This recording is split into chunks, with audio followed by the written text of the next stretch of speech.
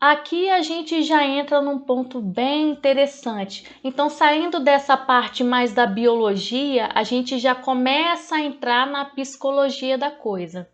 Então, pessoal, aqui eu coloquei para vocês, ó, em vermelho, gatilhos de raiva, desapontamento, frustração, julgamento, rejeição ou medo, né? Em situações que a pessoa tem tudo isso aí, ou tá estressada, nervosa, tá em situação de alerta, ou ela tá ansiosa, o que que acontece? Qual que é a estrutura que vai entrar em ação nesse caso? Eu falei lá na nossa primeira aula. É uma estrutura do nosso sistema nervoso que se chama amígdala cerebral. E aí, gente, o que que acontece? Quando a amígdala percebe que a gente está passando por uma situação, né, no meio externo, quando nós percebemos isso, a amígdala rapidamente manda um sinal para o hipotálamo. Lembra que eu falei com vocês que o hipotálamo tem a ver também com o equilíbrio do nosso corpo?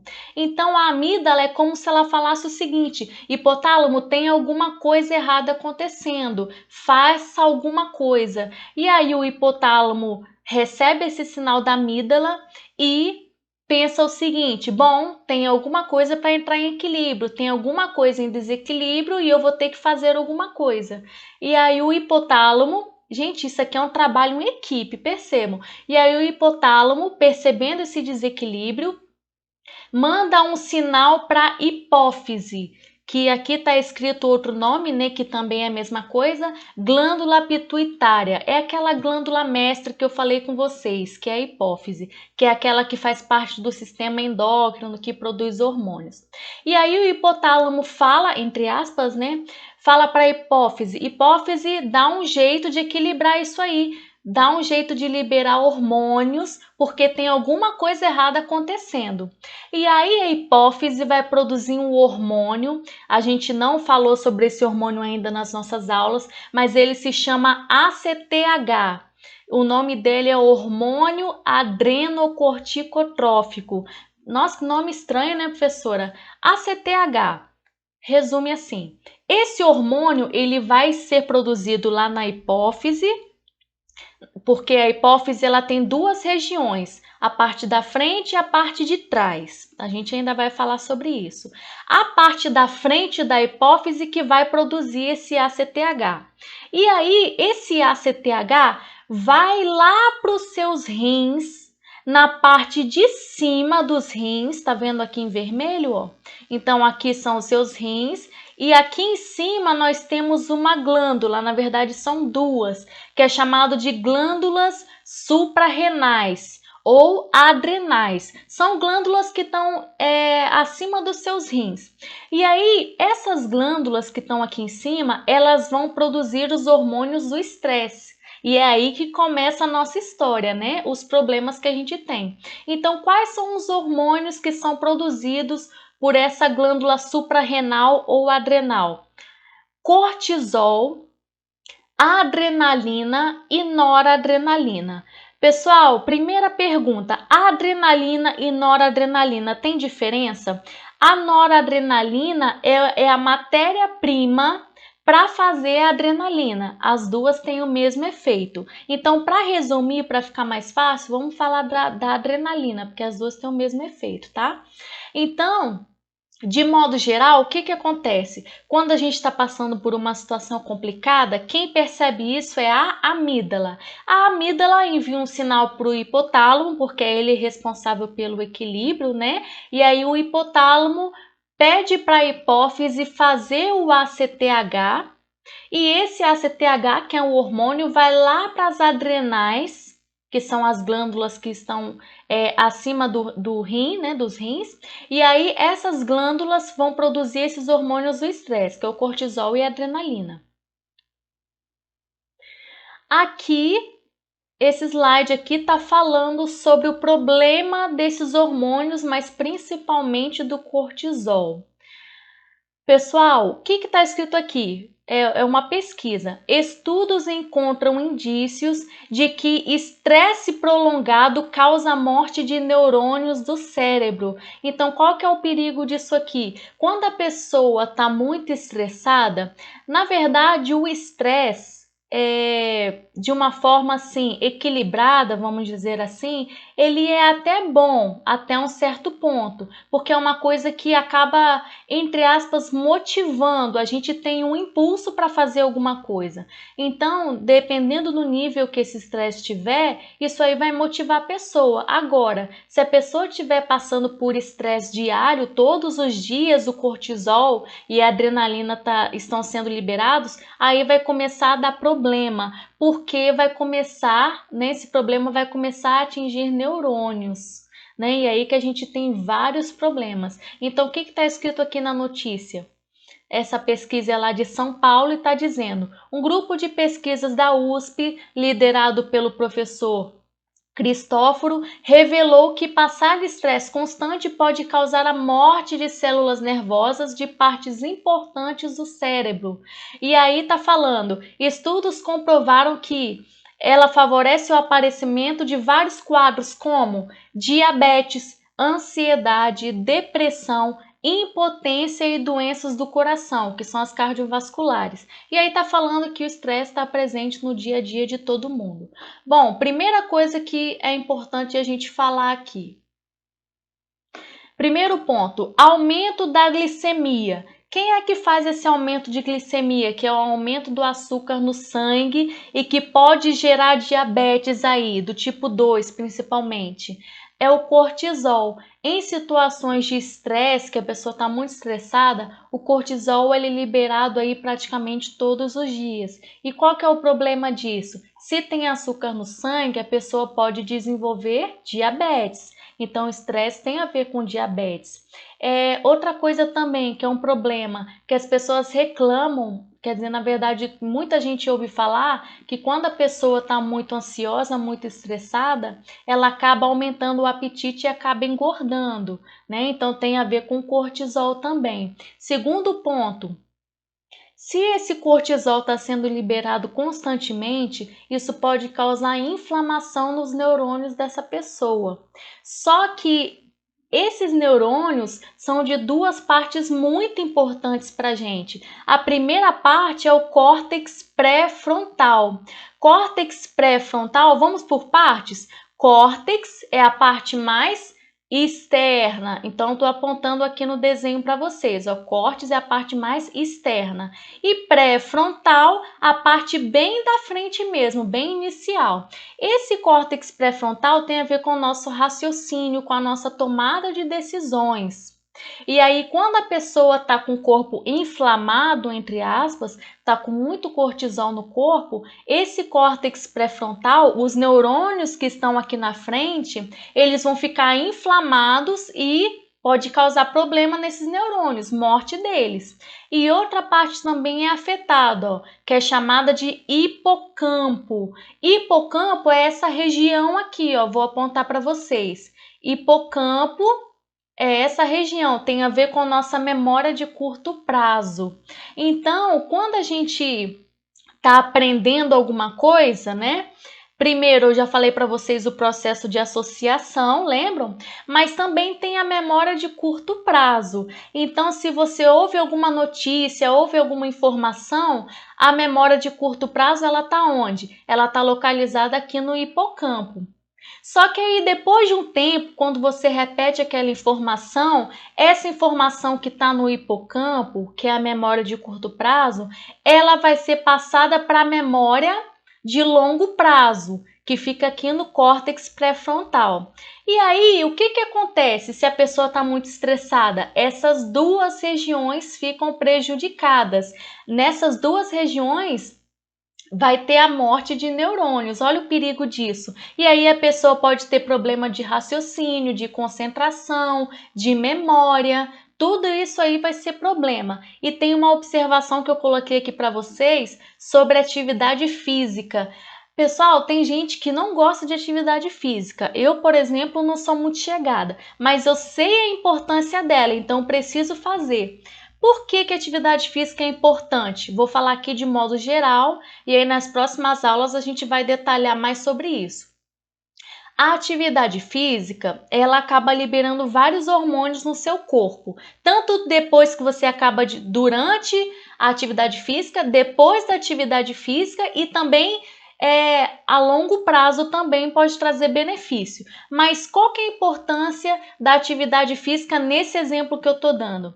A atividade física, quando ela libera os seus hormônios, ela pega a informação de curto prazo, a memória de curto prazo, e transfere para a memória de longo prazo, que é aqui para o córtex pré-frontal. Então, olha a importância da atividade física. Se você não arrumou nenhum motivo até hoje para fazer, hoje você arrumou. Então, qual que é a importância da atividade física na sua vida de estudante? Ela vai pegar os hormônios, né, que vão fazer isso. Vai pegar aquela informação ali que você acabou de reter no seu cérebro, no seu hipocampo, que é a sua memória de curto prazo, e vai transferir para a região frontal, que é o córtex pré-frontal. Para quê? Para você lembrar desse conteúdo mais lá na frente. Porque nós sabemos que vocês vão fazer provas, né, futuramente e vão precisar desse conhecimento aí do longo prazo. Porque se você só usar o hipocampo, que é o curto prazo, de nada vai adiantar. É como se você fizesse um trabalho em vão. Concordam comigo? Próximo ponto aqui, aumento da pressão. Então, quando a pessoa está muito estressada, tem um aumento da pressão. Mas isso tem a ver com o quê? Além do cortisol que é liberado, a adrenalina também é liberada.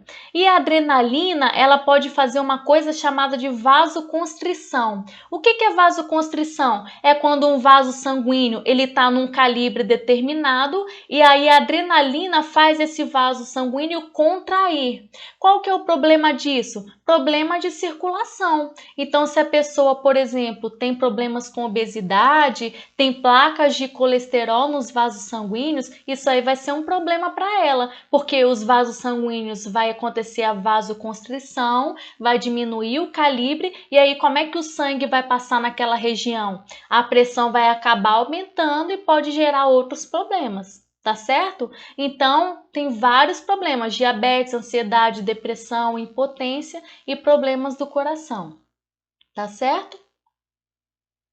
Aqui é um gráfico que eu trouxe para vocês sobre ansiedade e eu queria falar para vocês o seguinte: ansiedade não é necessariamente algo ruim. Então, muita gente nesse momento está pensando, professora, eu acho que é ruim, porque eu sinto ansiedade e isso me atrapalha muito. Bom, talvez a sua ansiedade esteja num nível que já tenha passado dos limites. Então, aqui eu vou explicar para vocês como é que funciona. Aqui é um gráfico da psicologia que diz o seguinte: aqui nós temos a parte do desempenho e aqui embaixo nós temos a parte da ansiedade. Então, vou explicar para vocês. Quando a ansiedade está baixa, olha o seu desempenho. Também está baixo. Quando a sua ansiedade vai aumentando, olha aqui que está escrito: aumento de atenção e interesse. Então, quando a sua ansiedade vai aumentando, o seu desempenho também aumenta, porque isso vai dar uma motivação maior para a pessoa.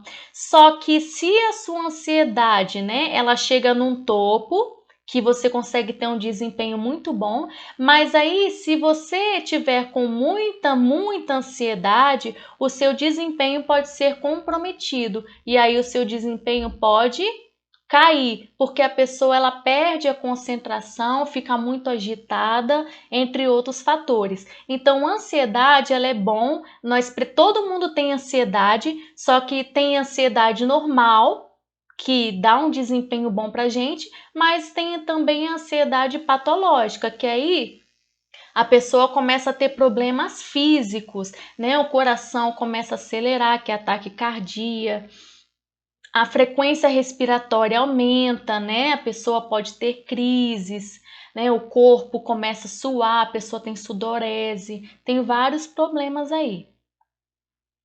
Aqui eu coloquei o ciclo vicioso da ansiedade, mas também ele serve para depressão. E esse ciclo aqui eu retirei de uma fonte que é de um psiquiatra, que é chamado Dr. Bruno Machado, e aqui eu vou explicar para vocês como funciona. Primeiro, a pessoa começa com pensamento ansioso. Então, a pessoa ela fica muito ansiosa. Ansiedade tem a ver com coisas futuras, então a pessoa está pensando em algo que nem aconteceu, ela nem sabe se vai acontecer, mas ela já está pensando naquilo. Ela não sabe se aquilo vai dar certo ou não. Então, aquilo vai desgastando ela. Pode ser um pensamento ansioso, mas também pode ser, por exemplo, um pensamento negativo ou um pensamento do passado, de algo que já aconteceu e a pessoa ainda está alimentando aquilo. Então, isso aí a gente resume em pensamento. Esse pensamento, gente, também pode ter a ver com a questão do toque. O que é toque? É transtorno obsessivo compulsivo. Isso tem a ver, tem gente que pensa que tem a ver com pegar nas coisas toda hora, nem mexer em coisas toda hora. Também tem a ver, só que tem a ver também com pensamentos obsessivos. O que são pensamentos obsessivos? Que a pessoa não para de pensar naquilo, pensa naquilo o tempo inteiro. Então, isso aqui é o pensamento. Se a pessoa tem um determinado pensamento, isso aí pode gerar um sentimento na pessoa. Pode ser um sentimento de angústia, um sentimento de tristeza, agonia. Então, através de um pensamento, a pessoa tem um sentimento. Tem pessoas que pensam tanto nisso, que sentem tanto, que acabam pensando novamente. Então, ela fica nesse ciclo aqui, às vezes durante dias, durante meses. Então, isso é o perigo. A partir de um sentimento, o corpo começa a sentir. Então, a pessoa, pelo sentimento de angústia, pelo sentimento de tristeza, o corpo dela acaba ficando cansado. A pessoa começa a ter reações físicas. E aí, o que acontece? Se a pessoa está cansada, com falta de energia, o foco dela acaba diminuindo, a performance dela acaba ficando prejudicada, porque a pessoa começa a fazer coisas erradas, porque ela não tem foco mais naquilo. E aí, se a pessoa tem atitudes erradas, consequências erradas também vão acontecer, concordam? E aí, como a pessoa tem consequências erradas, ela acaba pensando naquilo que ela fez de errado. E aí, novamente, o pensamento volta. Então, percebam que isso aqui é um ciclo vicioso. E aí, tem gente que me pergunta, professora, mas como que eu vou fazer para romper esse ciclo? A psicologia diz que a principal forma de combater esse ciclo é aqui logo no início, ó, no pensamento ansioso. Ou também pode ser um pensamento comparativo. Pensamento comparativo, gente, tem muito a ver com rede social.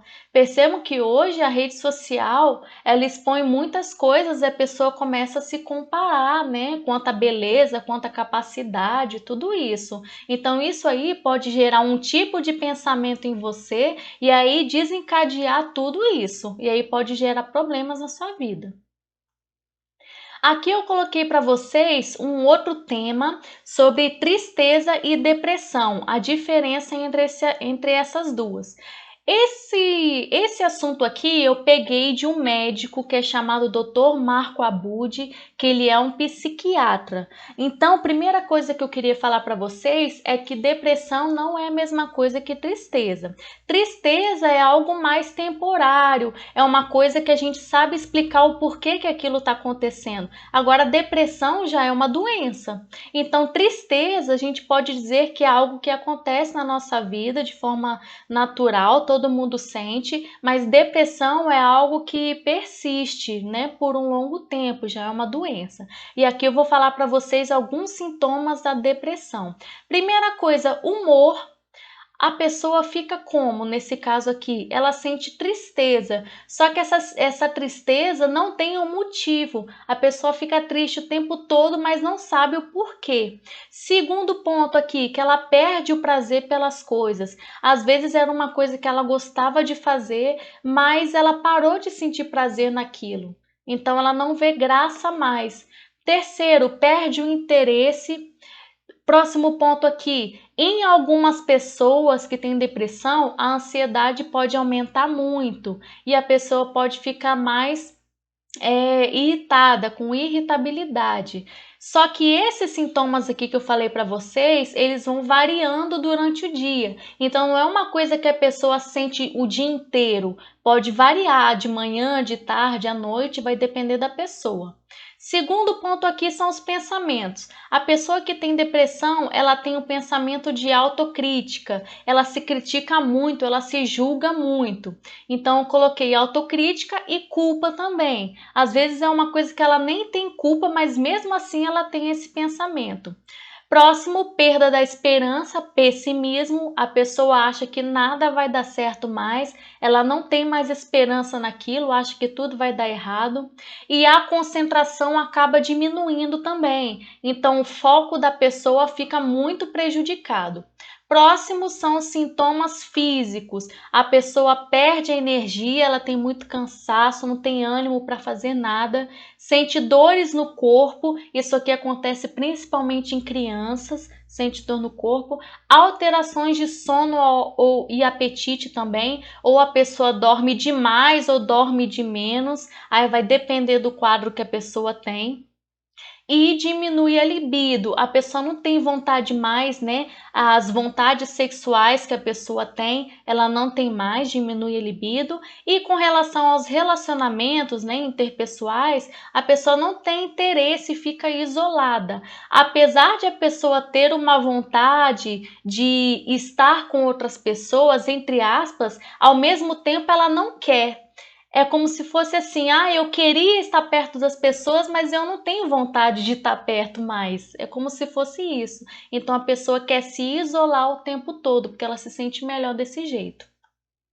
Então, pessoal, aqui eu encerro a nossa aula. Espero que vocês tenham aprendido muito aí. Agradeço a vocês as mensagens de elogio que eu tenho recebido e até a próxima aula.